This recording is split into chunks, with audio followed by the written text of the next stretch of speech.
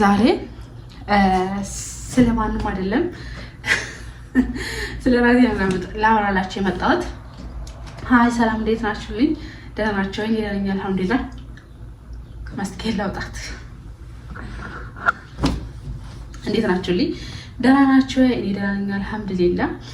ዩቲዩብ ነኝ ከዋናው ስቱዲዮ ከማዳም ኩሽና። ዛሬ ከማዳም ኩሽና ሳይሆን ከራሴ ክፍል። እንዴት ናችሁልኝ? ደህና ናችሁ? አለሁላችሁ አልሐምዱሊላህ ደህና ነኝ። ቪዲዮን ከመጀመራችሁ በፊት ላይክ፣ ሼር፣ ሰብስክራይብ ማድረጋችሁ እንዳትረሱ ፕሊዝ። ሰብስክራይብ አድርጉኝ። አረ ወደ ሀገሬ ልገባ ነው። ቢያንስ 10,000 15,000 አስገቡኝ። ምንድነው በደንብ ሼር አድርጉልኝ። ወላሂ ቪዲዮን በደንብ ላይክ አድርጉ፣ ኮሜንት አድርጉልኝ ብዙ ሰው ጋር እንዲደርስልኝ ማለት ነው። እና በዚህ አጋጣሚ ማለት ነው 2 ዓመት ወይ ደግሞ ጨርሳችሁ የጨመራችሁ ወይ ደግሞ ሀገራችሁ የገባችሁ ልጆች በጣም ነው የምፈልጋችሁ። በዚህ ቪዲዮ በደንብ ኮሜንት አድርጉልኝ፣ ሀሳባችሁን በደንብ አሳውቁኝ፣ ንገሩኝ ማለት ነው የእናንተን ልምድ።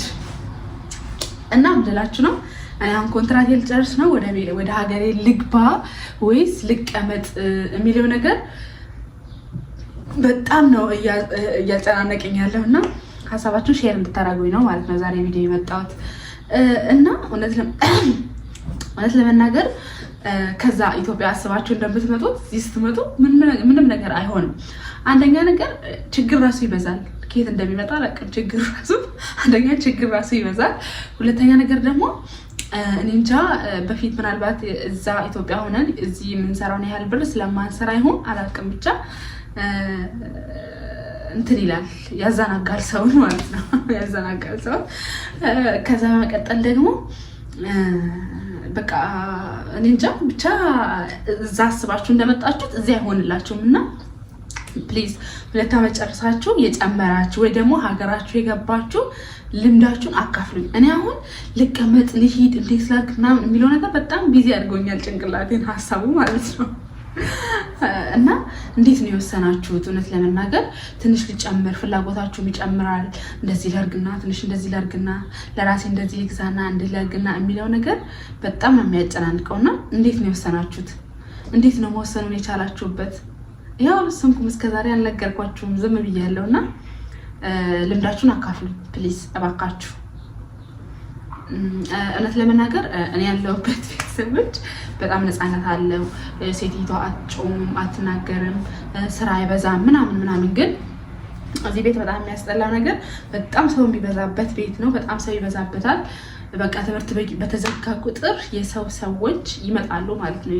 ሰው ይመጣል እዚህ በቃ በጣም ነው የሚሰበሰቡት። በቃ ብዙ ሆነው ነው የሚቀመጡት ምናምን እሱ ነው እንጂ ከዛ ውጭ ግን አልሐምዱሊላህ ምንም አይሉም። ሰዎቹም ቆንጆ ጥሩ ናቸው። ቤቱም በጣም ትልቅ አይደለም፣ እንደዛ ስራ የሚበዛበት ቤትም አይደለም። ግን ሰው ይበዛል፣ ሰው ይመጣል ብዙ ጊዜ። እሱ ነገር አስቸጋሪ ነው። ግን ቢሆንም አልሐምዱሊላህ ምንም ነገር ከዚህ ነው ባሳ አለና አልሐምዱሊላህ ማለት ነው። አልሐምዱሊላህ ረብል ዓለሚን። እና ወዶቼ ማሮቼ ፍቅሮቼ እንዴት ነው ውስና አርጋችሁ ቁርጥ አርጋችሁ አንደኛ ነገር እዚህ እየቆያችሁ በሄዳችሁ ቁጥር ያስፈራል። ኢትዮጵያ ገብቶ ስራ መስራት ራሱ ያስፈራል። ኖርማሊ እዚህ የምትሰሩት ነገር በቃ ስራዬ ነው፣ በቃ እንደዚህ አይነት ነገር ነው። ልክ ኢትዮጵያ ስትሆኑ ኢትዮጵያ ሆናችሁ የሆነ ስራ ሰርታችሁ ራሳችሁ እንደምታስተዳድሩት ሁላ እዚህም ስትሆኑ እየቆያችሁ እያደራችሁ በሄዳችሁ ቁጥር በቃ ይሄ ስራዬ ነው፣ ይሄ ህይወቴ ነው ብላችሁ ትቀበሉታላችሁና እንዴት ነው ወስናችሁ የገባችሁት? ልምዳችሁን ሀሳባችሁን አካፍሉኝ። እና እንደኔ ደግሞ የተወዛገባችሁ ምናምን ካላችሁ ደግሞ ምን እያሰባችሁ ነው? አንድ ላይ ነው ስልላችሁ ነው የመጣሁት።